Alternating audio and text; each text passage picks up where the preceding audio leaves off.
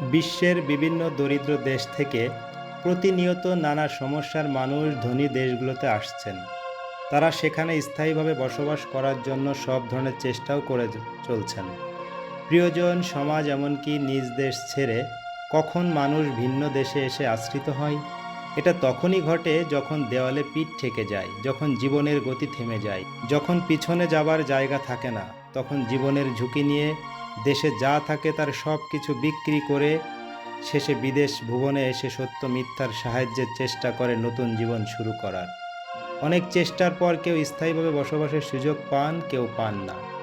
জীবনে সুযোগ পাওয়ার পর মানুষ যখন ভুলে যায় অতীতের কথা, ভুলে যায় জীবনের স্ট্রাগল, ভুলে যায় কৃতজ্ঞতা, আমি সেই গ্রুপের কিছু মানুষের কথা তুলে ধরব।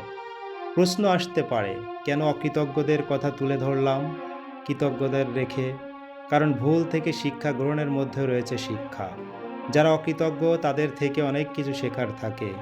তাই একই জীবনে বারবার ভুল করা এবং ভুল করে শেখার মাধ্যমে খুব বেশি কিছু শেখা সম্ভব নয়।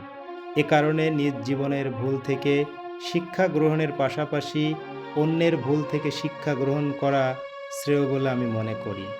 দরিদ্র হয়ে জন্মগ্রহণ করা দোষের নয়, তবে মিথ্যা দিয়ে জীবন শুরু করা দোষের।